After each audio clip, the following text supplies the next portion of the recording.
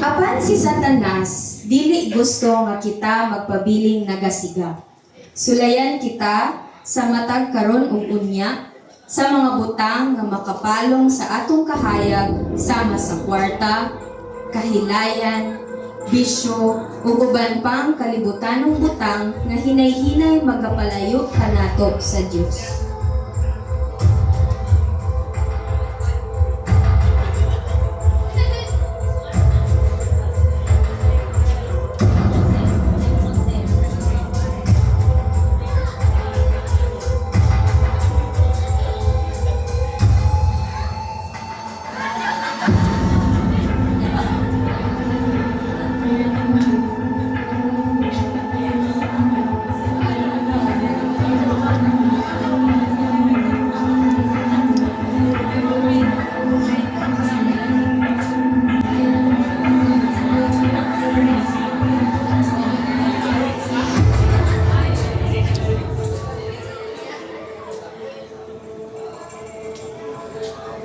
Sa matag higayon nga kita mupili sa kalibutan kaysa sa Dios, ang atong kahayag muhinay hangtod nga kini mapalong.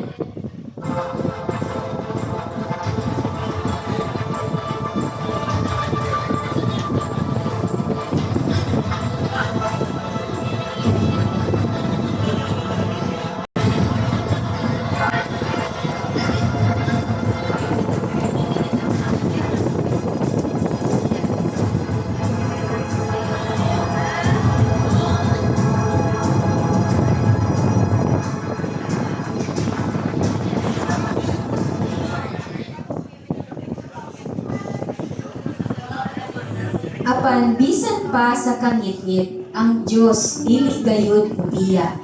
Siya magpadala og kahayag, usa ka pahinumdom, usa ka igsuon, usa ka tawag pabalik ngadto kaniya.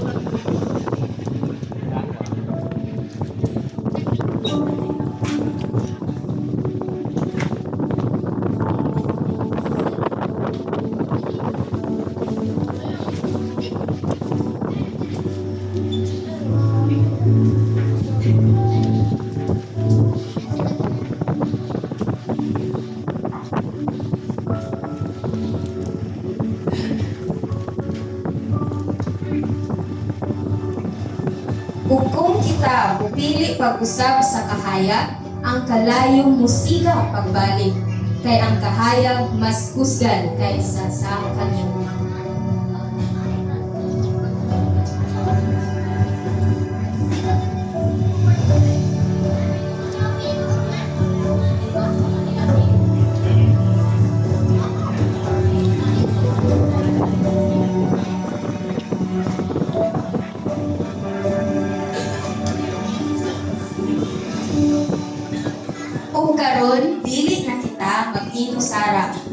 kita magkahiusa.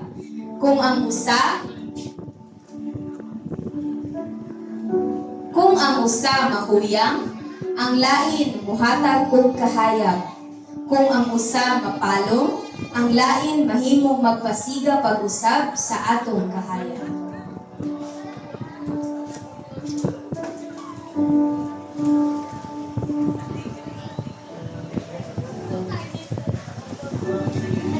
Kay kung ang katawhan sa Dios nagbarog nga nagkahiusa, walay gahom ang kangitngit sa pagpalong sa kahayag nga gikan sa Dios.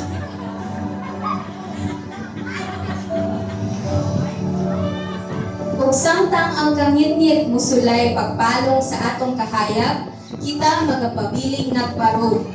Dili tungod kay kita kusgan, apan tungod kay nahirusa kita kang Kristo. Ug karon, samtang kita musulod sa usa na usab ka bag-ong tuig, kita magahimo og mga plano, mga tumong ug mga damgo.